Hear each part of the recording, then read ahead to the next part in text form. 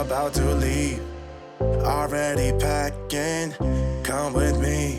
I'm not Hello, ready. friends and enemies. Welcome back to Happy For Now. It's me, Isabel, here with my historical romance reader tag. So I've been a historical romance reader for quite a while now. I definitely dabble in all the genres for the most part. I haven't read a ton of historical this year. I've been a little tired of it. I won't deny that. But I still wanted to do this tag because Jess over at Peace Love Books made it, and I just think it's a really fun tag. And it's a fun way to talk about some historicals.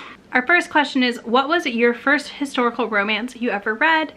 That is Castles Ever After series by Tessa Dare. I read the first one, which is Romancing the Duke. Yep, so I read Romancing the Duke. I read this in, hold on, I'll tell you in a minute. I read this 5 years ago. That's bananas. I guess today, 5 years ago that I'm filming. Anyways, yeah, so I read this 5 years ago. So in 2016, I read my first historical romance. I had been hesitant because I just didn't know where to start. I was overwhelmed by the sheer volume of historical romances out there and the sheer volume of authors out there writing in the genre. Then number two is, what was the last historical you read? It was Wild Rain by Beverly Jenkins. This is like one of the few historicals I've read this year so far. I think I've only read 3 and Beverly Jenkins is two of them. And I loved Wild Rain. This follows a heroine we meet in Tempest, which is in the Old West trilogy, and she means a lot to me as a heroine, and the choices she makes with her life and what those mean, especially in historical where those choices maybe aren't the most traditional. Highly recommend. Question number 3, who is an underrated historical romance author you wish more people would read? For me, this is going to be one that I just started reading and I'm excited to explore her backlist, and that's Jeannie Lin. I don't think we see enough talk about non-Regency historical romance authors outside of Beverly Jenkins, pretty much. So like I feel like everybody focuses heavily on Regency and generally European or England historicals. So one that I've recently found is Jeannie Lin. We read it for Romance Sparks Joy. I read the Lotus Palace series. I read the first book. Oh my god, what is it called? Yeah, so I read the Lotus Palace. I give it 5 stars. This has a lot of really great mystery thriller elements to it where they're solving a crime, something that's happening. And it also features a heroine who views herself as very ugly. She has like a blood red wine stain on her face.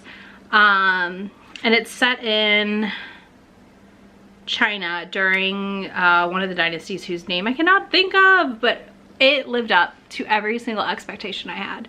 It was so good. Question number 4 is, who's a historical romance author you haven't read but need to? One of them for me is going to be Rebel Carter. I need to read Judith McNaught and Kathleen E. Woodiwas, mostly for their historical factors and like the history of it, not for like thinking it's going to be good for a lot of those. And then Rebel Carter I want to read because she writes American West polyamorous romances that are historical. Question number 5. What historical romance would you recommend to people who are new to the genre? I made a video like 2 years ago, I will link to it, where I recommended a ton of books. That's why I haven't made another one. I probably should, I guess, but it's really hard because I think the same books in there are the same ones I would still rec. But I really like to start with a general, like, what do you like in other romances or other books before I rec a historical to start with? Because I think it just depends on what you like so heavily. If you want really feminist forward books, like Sarah McLean is it. If you want funny, laugh out loud, Sophie Jordan and Tessa Dare.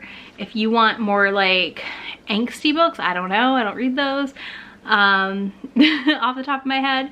You know, if you want non-American or non-European settings, I think Alyssa Cole does a really good job of hitting a lot of different eras. She has really great Civil War romances, and they involve like spies. She also has a bunch of novellas, like one is set in 1920s Harlem, etc., 1960s. You know, there's a variety out there now, and it's really cool. Question 6, what is your favorite historical romance of all time? We're gonna go with 2. We're gonna do a new school and an old school, which are also kind of like, we'll call them guests for favorite covers as well, but I have a specific one I picked out for that. The new school one is Brazen and the Beast by Sarah McLean. This is an amazing step back. I mean, hello. I love this book. Hattie was everything. She was so inspiring, and she was just such a great character, and Wit was just her perfect match. Plus she ties the hero up, so what's not to love? And then my old school pick is Dreaming of You by Lisa Kleypas with our one and only Derek Craven. I know this isn't that old, but I still think it counts for old school because to me, like anything pre-2010 can kind of be old school historical. We aren't seeing as many of the like modern values in them. But I love me some Derek Craven. I love Sarah. Question number 7, do you prefer new school or old school romance?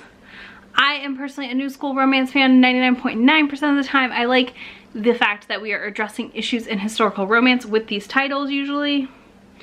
Also, I like that we are generally seeing more feminist values. Although it may not be accurate to the time, I'm okay with that. I don't need accuracy in my historical romances.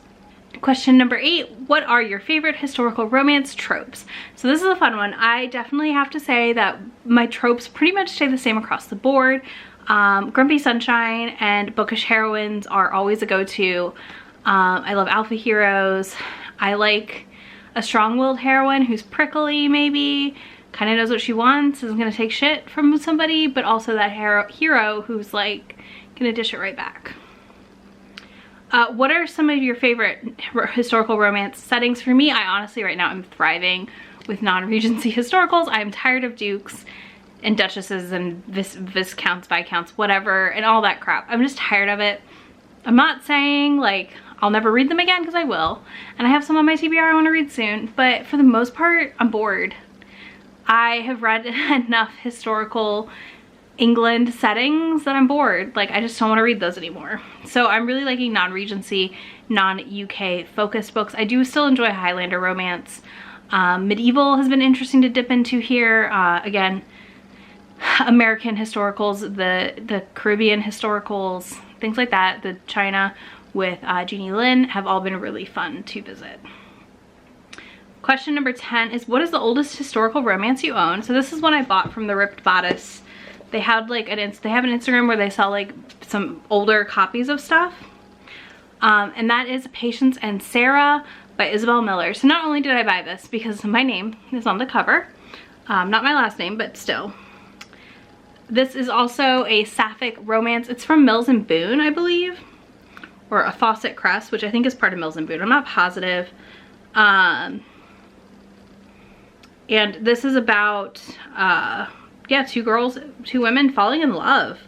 And it is from 1969. Yeah, so this is from 1969 originally. I think it was renamed for the US release, so this is actually a US release of it, but I think it came out originally as Mills and Boon in the UK, possibly. Either way, it's an old historical romance that is sapphic, so I had to have it. Those are like keywords for me. And then the next question is, what is your favorite step back that you own? So I already showed you two of my favorites, which are Dreaming of You, and I know it's not a step back, but it has to count for something. It's Tinder's The Storm by Joanna Lindsay. I love this cover. I love this cover. I cannot get enough of this cover. It is banana pants looking, and I live for it. Question number 12. Okay, so what historical romance releases are you excited for? I grabbed a couple that I may have mentioned in my quarterly updates for releases, but The Bride Bet by Tessa Dare, which we don't have a date for. The Duke Goes Down by Sophie Jordan. 1, this cover, 2, the title. I gotta have it. Then The Hellions Waltz by Olivia Waite. I love this cover. Much better than the second book cover. And I really love that we're getting more sapphic historicals. And then, of course, The Queer Principles of Kit Webb by Cat Sebastian. This is an illustrated cover I can vibe with. I love this cover. I 100% like am so pumped to read this. And then the last question is, what creators do you follow for historical romance recommendations? So this is hard because I feel like everybody I follow reads historical mostly, but I really love Crystal over at Crystal's Bookish Life for Rex, Dana from Dana Caldron, whatever, I'll tag her down below, and Shay from Shay Geeks Out, of course, give great historical recs. I mostly just see what everybody I'm friends with has read recently and loved, and then I like go from there when I decide to pick something up. Alright y'all, that's it for this little bookish tag. Thanks so much for hanging out with me. I hope you enjoyed it. Let me know anything that stuck out to you or anything you think I should check out. If you made it this far, drop a horse emoji in the comments, because historical horseback riding, I feel like that goes. And I will see y'all in just a few days in the next video. I'll link to any of the books I talked about in that description box, as well as links to anywhere to be my friend on the internet. Bye y'all. Come with me, I'm not really asking. We'll get away to a place where we don't know.